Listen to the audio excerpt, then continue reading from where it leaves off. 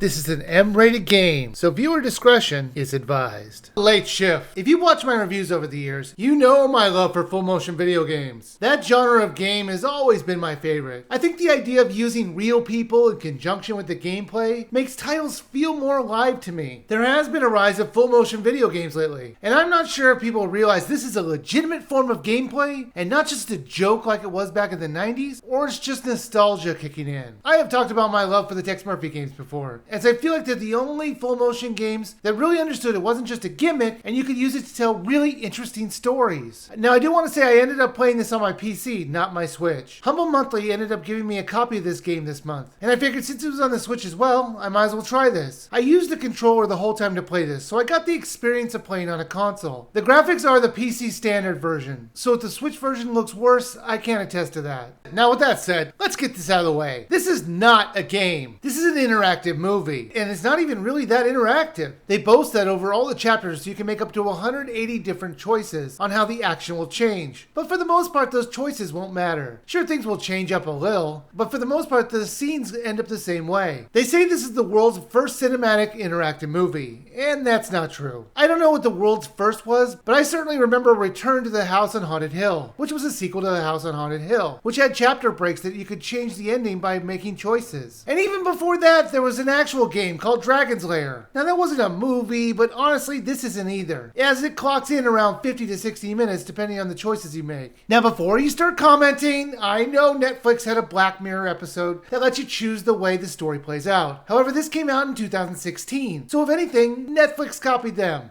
This tells the story of Matt, a guy who is working guarding a few cars in a parking lot. When a girl is flirting with him to get one of the keys to the sports cars, all of a sudden he hears a noise and investigates. And no matter what you choose, he gets kidnapped and forced into a heist. The first time I watched this, there wasn't any real playing in this at all. The first time I watched this, I kept thinking, this is a very odd turn. Why are all the bad guys strangely annoyed when I try and mess up their plans or try to escape? Matt was kidnapped, threatened with death, and they're kind of offended when I choose not to play ball. Now, in their defense, though, there are plenty of times where he could just scream for help and he doesn't. There's like an entire 5-minute sequence where he isn't under any real threat and he just keeps quiet, sitting there watching an auction. At that point, he should just be screaming anything. Say, these guys are robbing this place! Anything. You don't owe these guys anything. They're not your friends. They did offer to knock you out before they decided to use you in their plans, but there's nothing stopping him from alerting the police, other than plot reasons. Sure, he could try to escape multiple times, but it always ends up with the most carefree way of doing it, and he almost gives up immediately whenever he's caught. It doesn't feel realistic at all. The story gets way better later on. However, the setup is the problem. They should have had him as an old friend of the bad guys, or something like that. To have him be some just random guy who they kidnapped, and they just expect him to go along with whatever they do for no reason, it's just insane.